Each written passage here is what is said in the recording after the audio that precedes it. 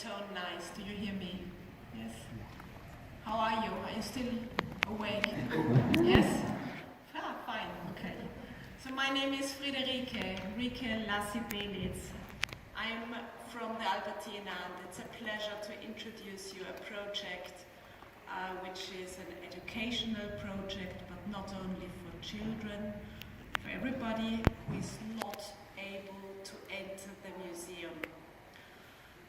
On my side, this is Victoria, and without her and her ideas, this project wouldn't have been possible. So let's change the next slide.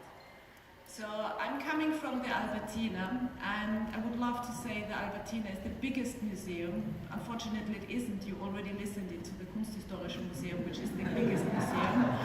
But I found out we are in the very heart of Vienna, and we have 1 million visitors a year. And all of a sudden, we offer programs for all people, so inclusive programs. But turns out, society turns older, and actually there is the risk of losing a whole generation, those who cannot enter the museum anymore, because they cannot leave their homes, their beds, whatever. So, and what we are going with them, what we are doing. So if people cannot come to the museum, there's only one solution. The museum has to come to the people home. And here's the way Victoria enters the project. Hi everyone. I work for Haus der Barmherzigkeit, and it's a nursing home facility in Austria. We have different facilities for people that are elderly or people with disabilities, about 1,600 clients in Austria. And we have a department that's the Academy for Research on Aging, and we do projects that are related to active and assisted living technologies. And they're using technologies to help people to live on their own and be independent. And we do this because we want our residents to be part of the future and part of the technology, to be able to shape the design of these things. And we were wondering how everyday life is not accessible for the people with handicaps, and so what could we do with them, like to be part of normal activities in society? And then we thought we could use virtual reality. And virtual reality, as you can see in the picture, there are these glasses.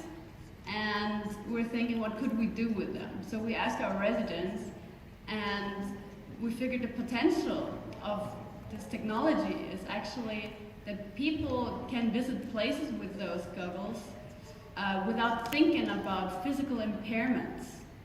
So they can go places without thinking about how to get there, what happens when they are there. They can relive memories instead of just thinking about it, and it's also variety for everyday life.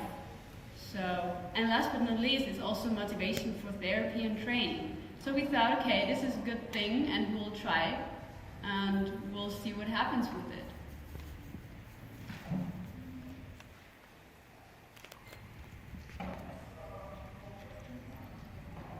Okay, there we go. No? One back. Okay, so our project name is Virtual Trip, and as you can see on this picture, our client has virtual reality goggles on, and our staff or just a family member or a friend can operate the whole glasses via the notebook. And it's connected by the internet and simultaneous transmission, so people can see on the notebook what you can see on the glasses, because otherwise virtual reality glasses are technology that is very isolating, because you're just all by yourself with this technology, and this way you can see on a notebook and operate it, everything you can do with it. And the people who are wearing the glasses don't have to worry about how to use this technology. And we're using 360-degree photos and of, for example, Albertina, but also Kunsthistorische Museum, we have some pictures too.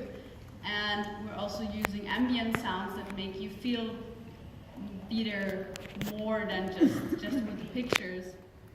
And we're trying to do this just to retrieve some kind of normalcy for the people. And it's a way to experience something together. So the technology is actually in the background, and then the focus is the being together in another place without thinking about how to get there.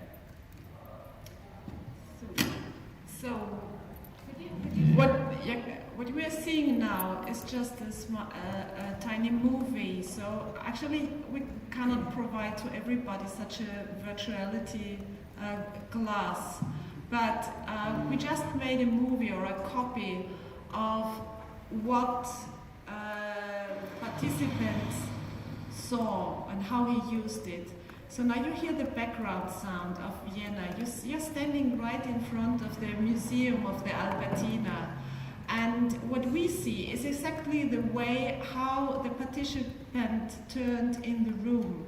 And now he's standing in the very center of one exhibition hall in the Albertina, and his view is just changing. He looks up at the ceiling, the floor, he checks the artworks, and if he's interested, he just gets closer to it, and all the technique is done Im by... Bild der kleinen Elisabeth Maître erweist sich Pierre-Auguste Renoir als der Meister des Porträts, als den ihn schon seine Zeitgenossen schätzten. Stop the video. Thank you, just stay here, thank you. And you can get closer. You don't have to worry about how can I come closer. You just make a movement with your hands, and your partner, who is doing all the technical stuff, is zooming into the picture. And when you're zooming into the picture, you can see, oh, there is a text on it. You can read the text. You can see there is a label for a sign for an audio guide. So may I use the audio guide? Yes, you can. You can behave like you would be in the museum. But the most important thing is you are not alone. Somebody is with you. Somebody is sharing your view, and you can talk to each other, and you can share your expectations. You can share what you see. And this is a very nice way to communicate, to keep your memories alive. We found out people were very fond of it.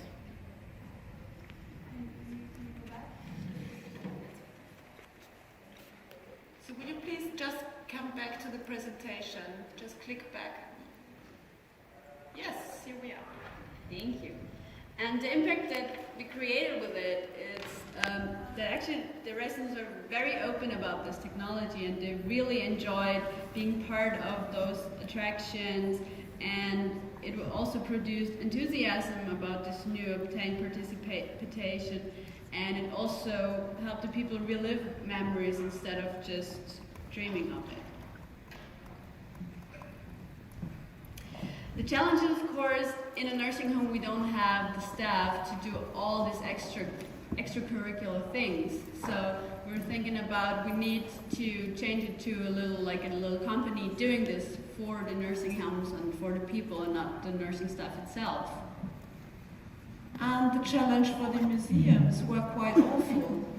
Guys, remember about these huge copyrights. So whenever you want to use some paintings, artworks, younger artworks, in multimedia, barrier-free digital ways, do you know how much time-consuming it is to get all these copyrights?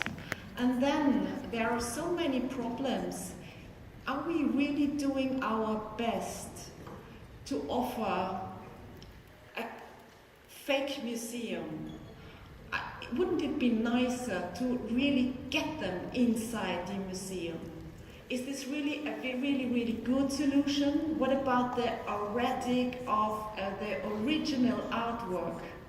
So there are lots of problems. Is this project possibly a lame excuse that we are not able to bring them all into the museum?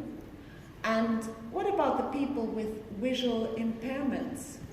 So let's talk about these people. You see, it's kind of solution, but not all problems are solved.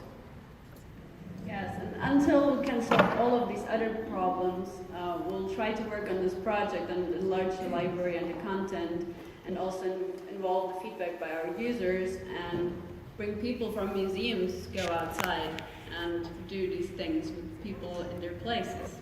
So, thank you. Thank you so much.